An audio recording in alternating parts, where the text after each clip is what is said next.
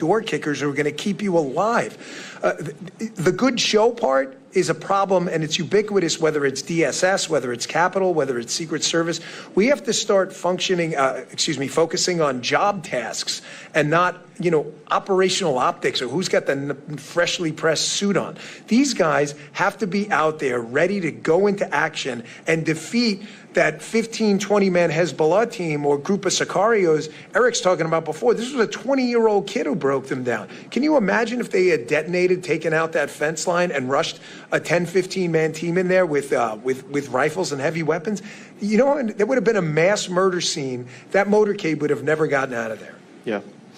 Thank you. You were talking about slings earlier and how long it took the Secret Service to adopt slings on their primary weapon system. Why is it important to have a sling on primary weapon system? And what is this? Why did it take so long for the Secret Service to get on board with having their agents carry slings? I candidly wish I was joking with you guys, but I'm not. The Secret Service's operating kind of de facto motto when I was there about technology, we're laughingly calling it sling technology. I mean, it's like technology like the wheels technology, right? Is because we've always done it that way. I'm not kidding. You get a bunch of Secret Service agents up here and you get them on the record, and they will tell you exactly that. I remember when GPS technology first started, and President Bush was riding his bike, and we brought a guy into headquarters, and we said, hey, we're losing President Bush a lot on the bike. I mean, he was a good biker. He'd go in the woods. And, the guys were with him, but the motorcade was having a hard time finding him. Well, maybe we should look at this thing called GPS. We've never done it that way before. Why would you need a sling? For 1,000 different reasons. You may need to go hands-on. You may need to grab a ladder. You may have a weapons malfunction. What are you going to do? Hand the weapon to someone else in the crowd while I get my pistol? This is technology the military's been using, as you know, for since World War I. Who knows? It's a mentality where no one wants to take a chance. And if nothing's happened because they got lucky in the past, then there's no reason to change anything. Mr. Bongino. Odd, to say the least, yes. I want to go back to something earlier as well. Mr. Bongino, Secret Service, NYPD, worked in the actual training of it. Do you believe that a protective detail should be appointed based upon the title you carry or the threat level based upon the office in which you are to obtain? It should exclusively be based on a threat assessment. It should have nothing to do with the title. And do you agree that if you were the Secret Service director, that when the request came in based on President Trump's profile, based on the existing threats that would need to be mitigated, based on the request by his own officers, that would be something that you would approve or disapprove?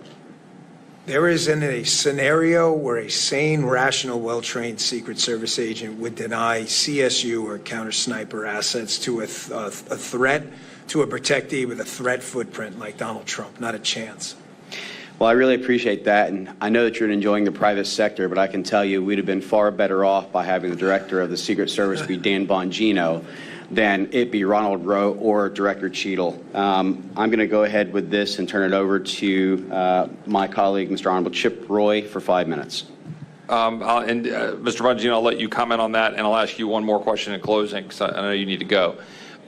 We had some reporting from Ms. Crabtree, who was here with the panel earlier and is with us now, earlier about the potential engagement or interference, I should say, by Iranian authorities in terms of our ability to protect our president, Secret Service, and so forth.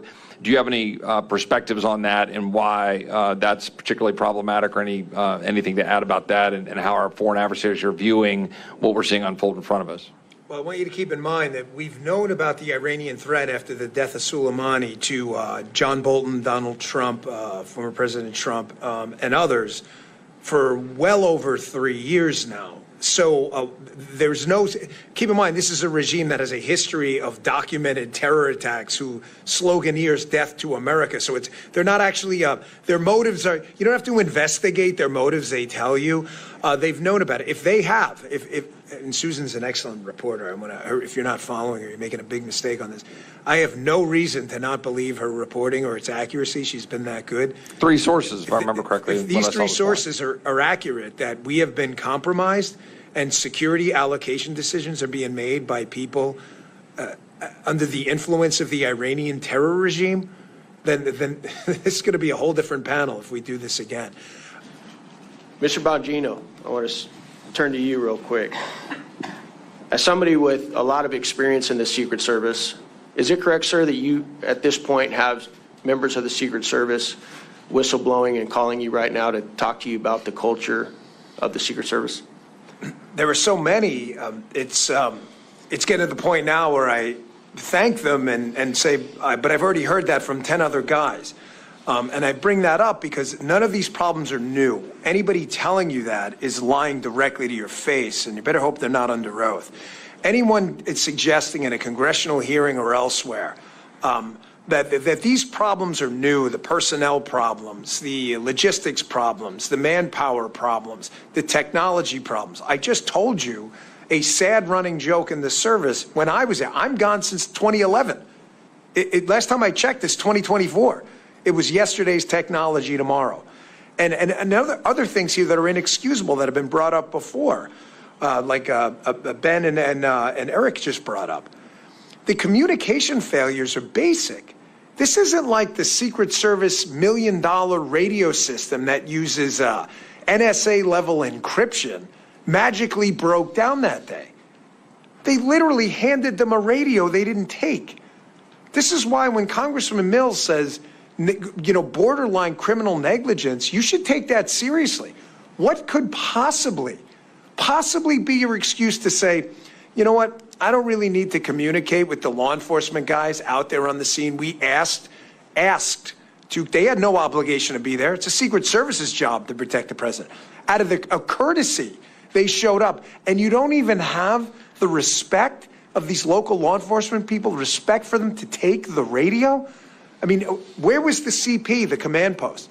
The way this works, so everybody understands, or it's supposed to and didn't that day, for reasons still unexplained outside of, again, obscene negligence, any trip for a high-level protectee, you're supposed to have a command post that runs the whole trip at the airport or whatever. They'll communicate with everyone. But those individual sites, like in Butler County, have security rooms themselves, which are kind of mini CPs at each site. Where was it?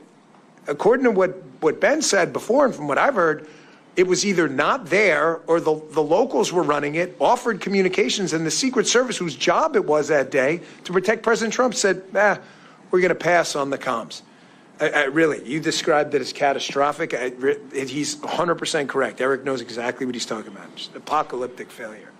Mr. Bongino, in your opinion, is the Secret Service in a better spot today with Director Rowe in charge? No, it's worse. And sadly, I'm glad this is all being recorded, because when something else happens, and I hope it doesn't, I pray to my Lord and Savior, Jesus Christ, that I'm wrong. That you play this and go, look, that guy was crazy. You think this is the last incident, you're out of your mind. We have seen these incidents over and over. We saw the Georgia grenade incident with President Bush. They overtook the magnetometers. The Secret Service leadership in charge now with the exact same people. Exact same. Can you imagine a C-suite at a company that makes widgets? We find out that there's a design defect. The widget explodes and kills 10 people, and the CTO gets a promotion to CEO. You understand that's what happened here, correct? These are the same people. Kim Cheadle, the director, wasn't even fired. She was allowed to resign. She'll go get some cushy job somewhere, and her deputy, who is one of the guys behind these stupid waste of time things like agents wearing red ties on the detail. Because this actually happened, by the way.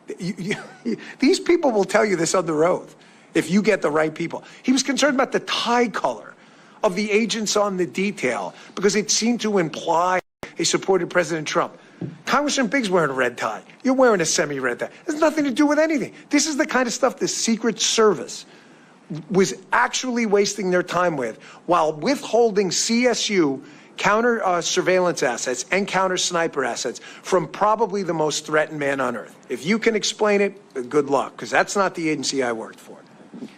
As somebody with a lot of experience in the Secret Service, is it correct, sir, that you at this point have members of the Secret Service whistleblowing and calling you right now to talk to you about the culture of the Secret Service? There are so many. It's getting to the point now where I thank them and say, but I've already heard that from 10 other guys. And I bring that up because none of these problems are new. Anybody telling you that is lying directly to your face, and you better hope they're not under oath. Anyone is suggesting in a congressional hearing or elsewhere that these problems are new, the personnel problems, the logistics problems, the manpower problems, the technology problems. I just told you a sad running joke in the service when I was there. I'm gone since 2011. Last time I checked, it's 2024. It was yesterday's technology tomorrow. And other things here that are inexcusable that have been brought up before, like Ben and Eric just brought up. The communication failures are basic. This isn't like the Secret Service $1 million radio system that uses NSA-level encryption magically broke down that day.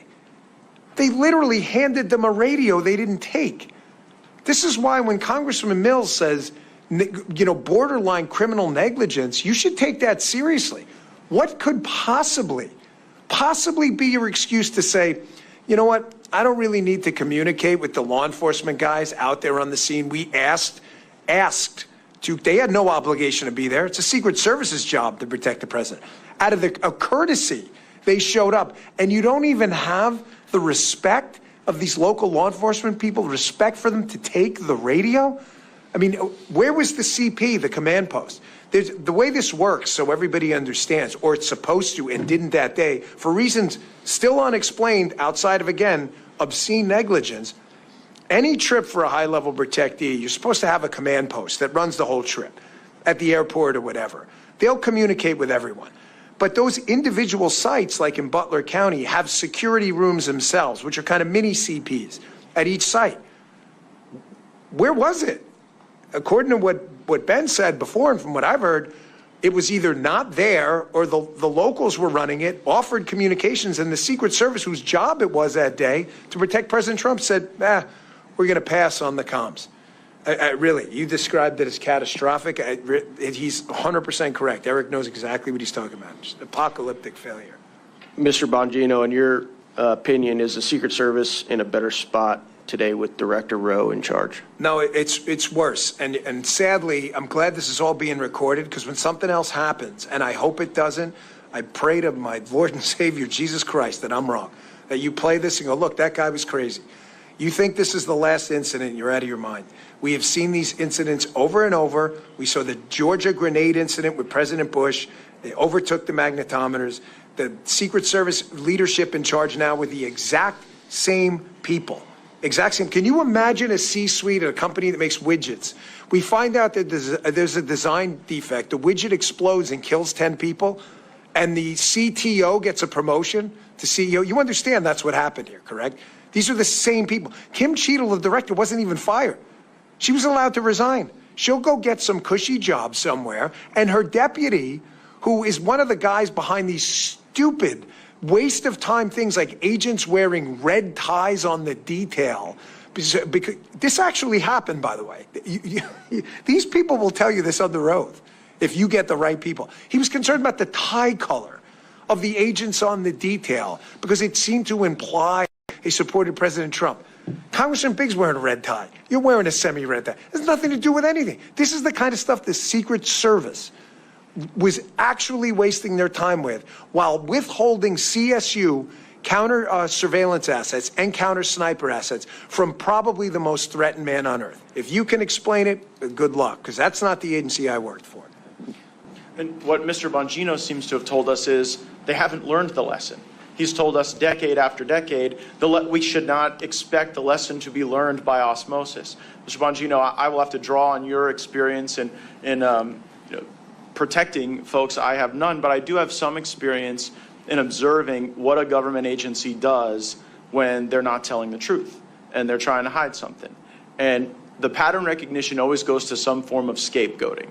We saw it at DOD when people refused the vax, they were scapegoated and driven out. We saw it at FBI when whistleblowers talked about spying at school board meetings and at Catholic churches, they were driven out. And now I take note of the fact that certain people at the Pittsburgh field office have been put on leave. And I've also seen the story change where initially the Secret Service was blaming folks in local government, and then there was admission that there weren't appropriate responses to requests for additional manpower. So what I'd really like to do with you is bring us into that process, because Senator Hawley now has a whistleblower saying there was a manpower request that was coming out of Pittsburgh, and headquarters Secret Service was putting downward pressure on the local agents to try to reduce the intensity of that manpower request. So give Congress a little sense, how does that get developed? And then what should we think about the fact that someone is saying that headquarters was trying to get people to not make requests of enhanced protection? Well, I can give you an example from personal experience. I saw Senator Hawley's tweet. The Secret Service is going to rely on this and what they're trying to do now, and you're accurate in your analysis about how this cover-up is starting to work. What they're going to say is, well, there was no real formal request made. Here's an example, and then I'll tie something that happened to me. Imagine you're working for a company, a public company. It's actual accountability, stock will tank or whatever. You can't make products that'll kill people. You'll go out of business. If you do, there's a penalty. But imagine you're told by your safety guy, you're the CEO, and your chief safety officer says 50 to 60 times, hey, again, this widget has a defect, and if we put this out, it's going to kill someone. And it's clear after the 50th time that the CEO doesn't care. So at the 51st time you tell the product blows up, the CEO's going to say, well, he didn't tell me yesterday. Well, he didn't tell you because he told you 50 times before and you ignored him. So what they're doing now is Ron Rowe, the acting director, who is the deputy director, the number 2, who is unbelievably, again, got a promotion out of this. A guy was murdered and someone got promoted, which is obscene and disgusting. He is part and parcel to this whole day-to-day ADPO, Assistant Director, Protective Operations, Deputy Director, Director chain that makes management decisions. When they tell you early on, we are not doing this for President Trump, Congressman. We're not doing counter-sniper teams. We're not doing CSU. And then they say, well, on that day, we didn't deny assets. You didn't have to. You've been denying them for 4 years. I was told by a direct source, this is the quote, that at Mar-a-Lago, they were begging the DTD, the Donald Trump detail, begging for enhanced security. We can't secure this place like this. And one of the quotes from one of those 3 people I just told you about was, we don't secure nightclubs. Really? What if a nightclub owner runs for president? You don't secure you secure whatever the hell they tell you to secure. That's not your job. That is what happened here. And that's what they're going to rely on. And that's where you guys, I think, have had the guts to take this on. Do not let them fall back on euphemisms and word games where they go, well, that specific day we didn't say no to any assets. Have you in the past? How often? Matter of fact, how many counter-surveillance teams have you actually dedicated? What percentage of Trump sites? How many CS teams? There's a story out there that was the first time counter-sniper Secret Service assets were ever used at a Donald Trump site. So you're telling me your most threatened protectee had no professional Secret Service overwatch? As Ben showed, these guys are more than skilled and competent. They don't need the Secret Service to tell them how to do their job. I think that gets to this intent question that Congressman Mills framed up perfectly at the beginning of our discussion. Congressman Mills says the key question here is whether this was your run-of-the-mill government incompetence or whether you see features of such just disregard for the duty at hand that you believe there's some malice. And in his opening statement, Mr. Prince says when the incompetence reaches a certain point, you can impute the malice to that. And what I think you have unique experience in is, well, like this culture of denying requests, like to Trump, or a circumstance where not even the Donald Trump detail, but the folks in the Pittsburgh field office who are not normally on the Trump detail were saying, hey, just based on this, we might need more, and they were discouraged from even making those requests, so they couldn't be denied. I think you can give us a lot of insight into the type of questions we need to be asking and of who to understand that culture, because like you think of the Secret Service, they're off with a number of of protectees, yes, right? Of all kind of different profiles and different, I guess, priority, for lack of a better term. And so, like, what should we think about imputing malice at a point in which Donald Trump, one of the most threatened people on the planet Earth, is having to endure these denials and this culture of limited protection while you're seeing other details, beefed up substantially? I think and I don't think I put this out yet, but I'll put it out there now. When I was there, it was definitely not a political enterprise. It just wasn't. I never once, working for President Clinton, Bush, and Obama, had anyone even remotely implicate a political motive for any decision whatsoever.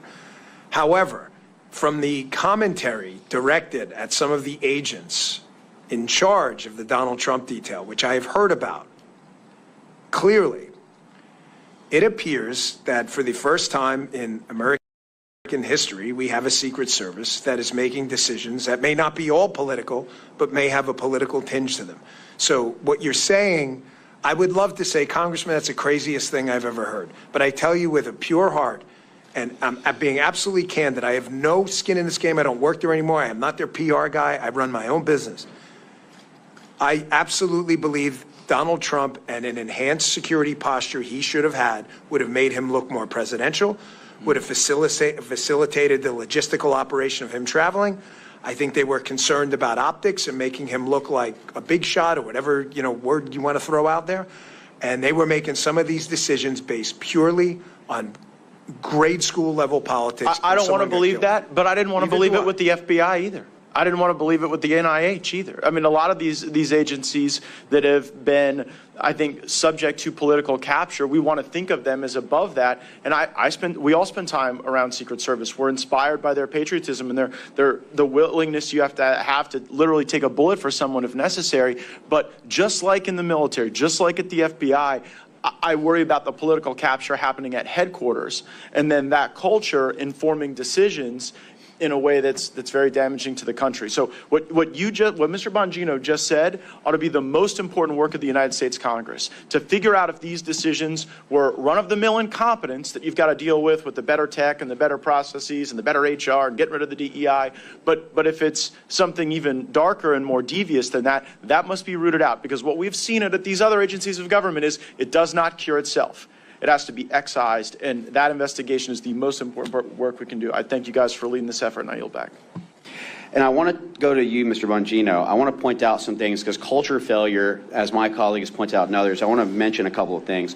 August 14, 2024 is reported failure that a Secret Service agent abandoned her post without permission to breastfeed child before Donald Trump was scheduled to arrive in North Carolina. August 12, 2024, it was reported that a Secret Service special agent who was an official site agent for the July 13 Butler PA rally is under investigation for posting videos and photos for protective assignments to social media. July 27, 2024, a Secret Service agent covered the security camera of a local salon in Pittsburgh, Massachusetts, before an event featuring Kamala Harris, where the salon was closed, but opened it up without approval and utilizing restrooms for an hour and a half while the building's security alarm was going off. July 2nd, 2023, it was reported that a former Secret Service Director Cheadle and senior agency leader sought to destroy the cocaine found in the White House in July of 2024. The evidence was not destroyed due to pushback in individuals in the Secret Service Forensic Service divisions. May 2024, a man enters the U.S. Secret Service Miami field office through a propped open door and was not removed from the building until the following morning. April 24, 2024, a special agent assigned to Harris's detail had a mental breakdown where the agent is reported to have physically attacked the commanding agent in charge at the base after verbal disputes with other agents. Sometimes during 2023 and 2024, at least 2 people breached President Obama's Hawaii residence. Though the president wasn't there at the residence, his 2 daughters were on premise at the time. April 2023, a drunken intruder entered the home of National Security Advisor Jake Sullivan in the middle of the night. The man was able to gain access to Sullivan's home despite 24/7 Secret Service protective services in Sullivan due to the sensitive nature of his position. Now, I want to go back to a comment that you made, Mr. Bongino, where you said none of these problems are new. I think just the list of those that I've just mentioned shows that this is not a new problem, but has existed for quite a while. And with a $3 billion annual budget, I would think that we would start evaluating those mistakes to make those corrective actions. Would you agree with the things that I've listed, with the budget that is allocated, that there should be a much better provision of security for protectees than what you're seeing today? Oh, there's zero dispute about this. Mr. Prince's company had accountability. People fire him and find a new company if he lost a protectee. You can't fire the Secret Service. 18 U.S.C. 3056, they're obligated to protect him.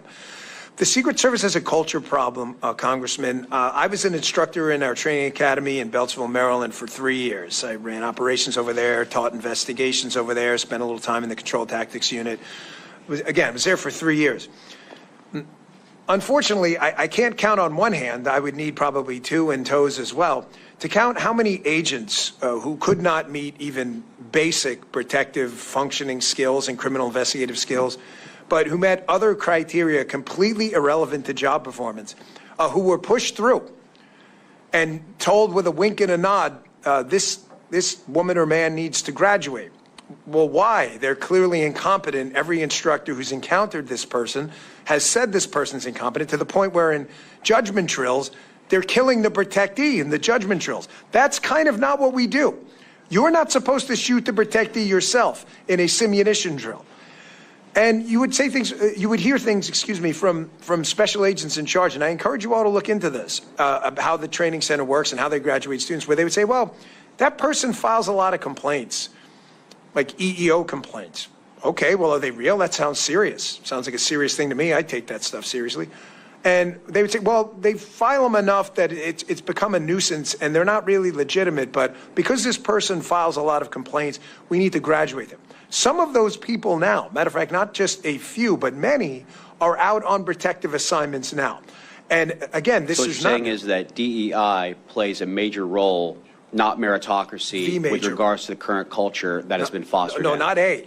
No, the major role. The Secret Service right now is dominated by DEI. It's not a role. It's the role. You ask agents on the president. And I think that everyone's heard me say before, DEI equals DIE. You know, DEI stands for didn't earn it. And well, we need to be very cautious in how we do this. Ask his family. Correct. Great gentleman. So we're going to bring him up for Can we bring him up for a couple of minutes? You get ready, McCormick. You get ready. I'll get you up here. The world will see a vibrant Republican. See beyond the president, you can see the shooter moving across the room. Now, I look at this as someone who is a prosecutor, had worked in the U.S. Attorney's Office, had worked in the Attorney General's office, not as someone who was a sniper like Mr. Mills or Mr. Crane, working in the Secret Service. But to be very clear, the perimeter, the building he shot from is outside of the perimeter. And the video we see, we can see him clearly just a mere 130 yards away. So here's the setup that I want to ask. I'm going to start with you, Mr. Bongino. Do you believe that you can just chalk up to mere incompetence that the Secret Service did not attend the 9 o'clock meeting for scheduling purposes? They literally just didn't attend. Can you chalk up, and just, I'm going to go down the list and just jump in.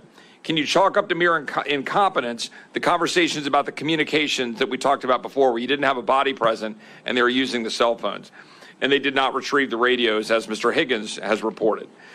Can you chalk it up to mere incompetence that they identified crooks about an hour ahead of time, and that the President Trump, was never removed from the stage? They didn't delay, they didn't hold him back, they didn't remove him from the potential danger.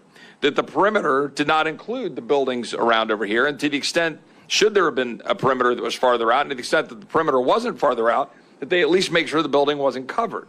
Is that just incompetence? Is it just incompetence that there was no drone being flown and the drone was turned down by the Secret Service? Was it just incompetence that the shooter had a drone, as the FBI director testified in front of the House Judiciary Committee, that he literally had flying within a couple hundred feet of the stage the same day, mere hours before the shooting? Is it just incompetence, what we're hearing now about the whistleblowers saying that there were no canines? Was it just incompetence that there wasn't sufficient policing along the security border? Was it just incompetence that there was allegedly an abandoning of the post due to heat? That there was supposed to be someone on top of the roof and that they didn't get on the roof because it was too hot? Is it just incompetence that there was additional security requests turned down, according to the memos that we saw out of Senator Josh Hawley, and encouraging agents not to request to additional security requests? And was it just incompetent what we saw with respect to the police body footage, which I'll play here in just a second, if we could cue up the police body footage video, where you've got the local police talking about what they said to the Secret Service. If y'all could play that video real quick, and then I want you to respond. Well, body's a good, that's a good word. told them they need to post the guy over here. I told them that the Secret Service. I told them that Tuesday. I told them to post guys over here. I have no contact with the inside. What? I thought you guys were. No, we're inside. Alpha 1, Bravo 1. Thank you. Okay, that's good. Thank you all. Mr. Bongino, I told them to post can you guys over here. respond to that? I wasn't even concerned to my about it question because I thought about y'all I thought that's how we fill the they video come out if you and can. use the guy walking back. Can you respond to that? Sure. Can you respond to that question? Because that's what the American people want to know. You know, Congressman, if you had just ended with your first statement and said, well, we may have screwed up the perimeter, you could maybe attribute it to ignorance. Layered incompetence always means intent, correct? So I'll give you an example. You're in a mall parking lot, it's 97 degrees, and you leave a kid in there and you close the door. Did they intend to kill the kid? Probably not. But how stupid do you have to be to do that? So in Secret Service training, you're basically taught a ring-based system, but don't think of it as rings. Think of it as a three-dimensional ring, like a bubble with rings. So you got this circle, but it's three-dimensional above and below. In that outer ring, again, this is Secret Service 101, Charlie Brown encyclopedia stuff. This isn't like advanced level PDT, protective detail training. In that outer ring, you have police officers. That outer ring is out to about 1,000 yards, which is about what a really technically proficient sniper can hit. Why was the perimeter set to, again, absolute total incompetence, but then factor in the other things, and I just want to add a few more. How is it that a counter surveillance unit whose actual job is to detect, to counter surveillance, that's what they do. They're the best at what they do. We asked the question during the conversation we had earlier. How is it that they missed this guy roaming around when the police officers, clearly using their good law enforcement instincts, said we've got a problem? The answer is because they weren't there. Is that incompetence, or is that shutting the door in 97 degrees with your kid there going, I just didn't know? How did you not have a roof line 130 yards away secured when you're taught day one in Secret Service training that the effective range of a really quality sniper is out to 1,000 yards? How did you not have a drone? That not only did you not have a drone, again, this is where we get to the shutting the door in 97 degrees and pretending you didn't know. It was offered. They offered you a drone. It's unforgivable. And just think of the rings quickly, and I'll wrap this up. So in the outer ring, you have police officers, you have counter surveillance, and you have a protective intelligence team. Protective intelligence team is trained to go and find threats. They miss them. There's no counter surveillance team. The cops catch it, but because the comms break down, they miss it. In that middle perimeter, you have what they call post standers. Post standers they're not DTD agents. They're field office agents. They're not Donald Trump detail agents. Those guys were not even Secret Service. They were HSI, most of them, who are great guys and were fantastic. But that's not what they do. If you grab me as a former Secret Service guy and said, hey, Dan, can you go do a Homeland Security investigation? No, that's not what I learned. We are training Secret Service agents to do protection so we don't have to use other entities that don't do protection. So that's the middle perimeter. So that breaks down. The inner perimeter, as you just saw, and I'm glad you played that video, envision that as what we would call the shift, the body guys, right? He's got a shift around them and supervisors. Everyone missed that guy crawling across the roof when he defeated the external, the middle, and the internal perimeter. You shut the door in 97 degrees. I'm sorry. Layered intent, layered incompetence like that is absolutely intent. I'll let some of the experts on that subject follow up on that. I think there's probably some more follow up there. I just want to ask one last question, my last minute of time. Mr. Bongino, we talked about this before. I have seen credible information, the extent to which the shooter had significant explosives that were sophisticated beyond that you would expect some 20-year-old just to put together, and that he had sophisticated detonation devices on his person, or a sophisticated detonation device. And importantly, that his digital footprint is completely MIA, that his digital footprint is missing. And that how can a 20-year-old in today's time have no digital footprint? So do you have any thoughts on that, any comments on that? And that'll be my last question. Well, 4 years of doing protective intelligence investigations with the Secret Service, interviewed probably hundreds of people who have credibly threatened our protectees. I've never seen anything like it. If you would have told me it was a 60-year-old guy who had lived most of his life without a computer and for the last 10 years had been planning this, hard to believe but digestible. You're telling me a 20-year-old kid who's grown up in the digital era figured this out when he was, 13, to never get an online presence? We've seen nothing. Nothing. We're now 6 weeks in. There's not a Facebook photo. You know, it's incredible. We know every single thing about these shooting incidents when there's a political narrative to be had by the media and the other side. We do. You know who their high school girlfriend was. Sadly, you know everything about these people. We know nothing about this guy.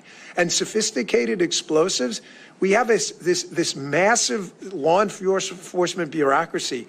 No one's got him with an online search history at a library saying, how do I build this? He's 20 years old.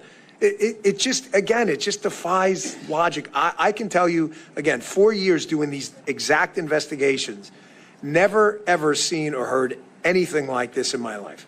Well, we could go on that. I know some of my colleagues might want to do that as well. But I want to get to one last point, and that before I run out of time, and that is another failure. I think everybody here is probably, everybody up on this group anyway, has been with a president or a protectee, and there's been some kind of security hold. I mean, we've just stopped, and you say you're going to hold. Why was there no security hold put on Trump at any time if you had some kind of individual? I mean, that Ben, as Mr. Schaefer has described, actually did arise to a threat level. Why was there no security hold put on President Trump? Why was he allowed to go on the stage? Why wasn't he taken down? Why didn't we see a pause? For me? Yeah, Dan. What makes your question even more impactful is every Secret Service site for a high threat level protectee has what they call a holding room, which you would guess is for holding the protectee. I see Congressman Gage because it's actually called the holding room. Yeah. The holding room is for things just like this. The holding room is, let's say a congressman shows up and is a little late. There's an accident. They'll hold him in the holding room saying, enjoy. You all have been in it. None of this is new. You've been in the holding room. There's a Secret Service agent at the door. You guys have congressional hardpins. A staffer escorts you in. Every one of you has seen this or will in the Trump administration. This is not a mystery to anyone. Why was he put on what Eric had called, accurately so, the X? We use the exact same terminology as the military. The X is where that protectee or that limo with the protectee in it is. Why was he put on the X? You have an open threat. Ben has described, and your timeline lays out, was there for an hour. I'm not going to play any word games. Were they a threat or suspicious? Well, if you're a threat, it's because you're doing something suspicious. And if you're suspicious, it's because you could be a threat. These are silly, stupid word games. You know when it's not a threat? When your CSU or PI team goes and grabs the guy and determines he's not a threat. Until then, your question's accurate. You put him in the holding room, which is the point of the holding room. Can I ask one more question? So I just want to follow that up. And you made the point earlier about counter surveillance. There were no counter surveillance teams there. There's a public domain videos of him, Mr. Crooks, wandering around.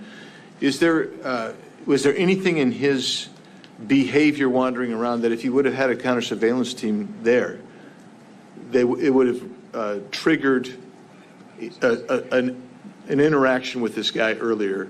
I'm going to answer yes, but respectfully, and I know you understand, the CSU and PI teams are trained in very specific behavioral indicators that would give off, and speaking about them openly would probably give operational knowledge to bad guys. I know you understand that, but the short answer is not only one, but many behavioral indicators he was giving off that if we could talk in a secure setting, you'd be like, how did they miss this? The CSU team would not have missed it if they were there, which they weren't. Thank you so much, Mr. Biggs. We will now go to the Honorable Eli Crane for 5 minutes. Thank you. Mr. Bongino, do you have any confidence that Secret Service has learned their lesson? No, because I've been involved in a number of, we have 10 years in the Secret Service. I was in the training center when the Georgia grenade nearly exploded. And, you know, the only reason it didn't kill President Bush is because the guy wrapped it in a towel. That's it. It's the only reason he survived, because we got lucky. And the changes made from that lasted about a month. They added more magnetometers. And then basically the same problems resurface again. So no. I want to read a text to you and see what your thoughts are on this. Do you know who Joe Kent is? was Mr. that? Bongino? Joe Kent, he's running for Congress right now, Special Forces guy. Oh, Army's yes. Up in Washington. Yeah. This is a text he sent me on, I believe, Monday, August 19th. He said, "Hey, brother, I know you are doing an independent J13 investigation.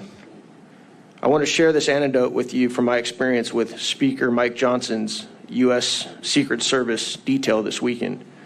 Bottom line up front, Speaker's detail was incredibly lax, failed to seal off all entrances to a very small venue. Johnson wasn't secured and very easy to access. Long version. We had a local steakhouse host my fundraiser with the Speaker. Location was only available after people RSVP'd. But the entrances to the steakhouse had Kent for Congress signs on the two entrances. One entrance was inside the hotel, one out on the street in a busy pedestrian area. I arrived about 45 minutes early to check out the venue and to make sure my team had stuff ready. I also wanted to see if the U.S. Secret Service had a checkpoint set up. I carry everywhere. I planned on leaving my pistol in a hotel room my team had there. I entered the hotel, followed the Kent signs into the steakhouse, and immediately walked up to the unsecured holding room the Speaker was in. He was on a call, so he did not notice me.